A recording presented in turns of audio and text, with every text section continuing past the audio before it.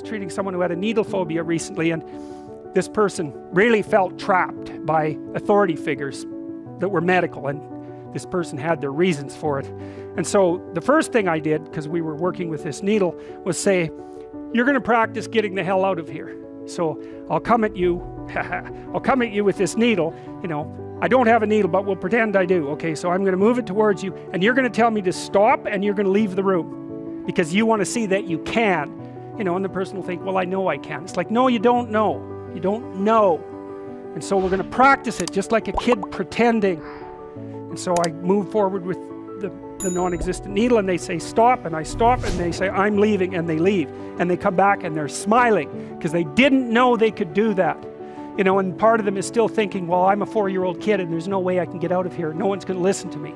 It's built right into them. That's like Freudian regression or fixation at an earlier developmental stage. And if you watch that, or if you watch for that in people, sometimes you can see how old they are. You know, if you tap into something that they were afraid of very young, their whole facial expression will turn into that person, their body language and everything. It's very interesting. You have to watch very carefully to see it, but you can definitely see it. So, okay, so with the agoraphobic, you think, well, you treat the agoraphobic, you know, and then she can go take taxis, and she can go on the subway, and then she goes and has a big fight with her husband, because she should have had one 20 years ago, but she was dependent and authority seeking, so she never would risk it, because if she upset the relationship with authority, then it would expose her to the world.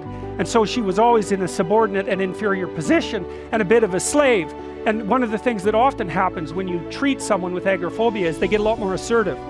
And you think, well, one of the things the psychoanalysts objected to when the behaviorists started to use exposure therapy as a treatment was the idea that there would be substitution, because the psychoanalysts would say, you're not really afraid of an elevator.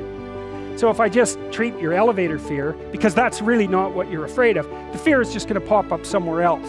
That'd be symbolic substitution. But that isn't what happened. What happened is that if they learned to get on the elevator, they're much more likely to take a taxi. You think, well, why is that? It's because they weren't learning that things were less frightening. That was the original idea.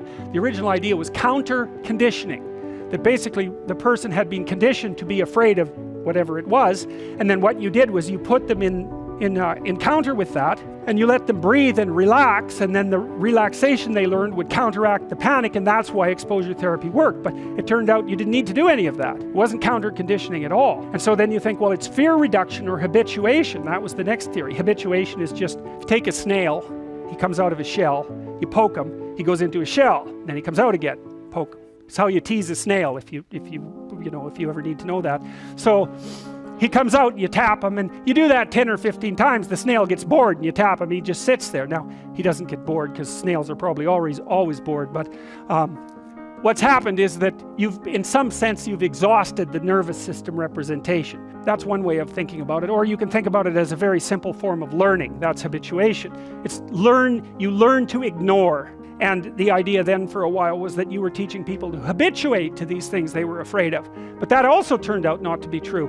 What you're actually doing is teaching the person to be brave, and that generalizes. So what happens is they think they're all pathetic and fear-ridden and tiny and vulnerable and useless, and so they're acting like that. And then you say, well, look, this is a horrible thing you've got here. Why don't we see if you can manage it? And so they go through it and they think, wow, I could do that. Ha! I'm not as useless as I thought. And then maybe they try 20 things like that and they think, wow, I'm a lot tougher than I knew I was. Maybe they stand up a little bit straighter because they're a little more dominant and their serotonin systems start to work again. And then they're ready to take on the world more. And so maybe that's why they go home and have a fight with their stupid husband. And that doesn't necessarily make him very happy either. And that would be an example of psychotherapeutic resistance from a family member.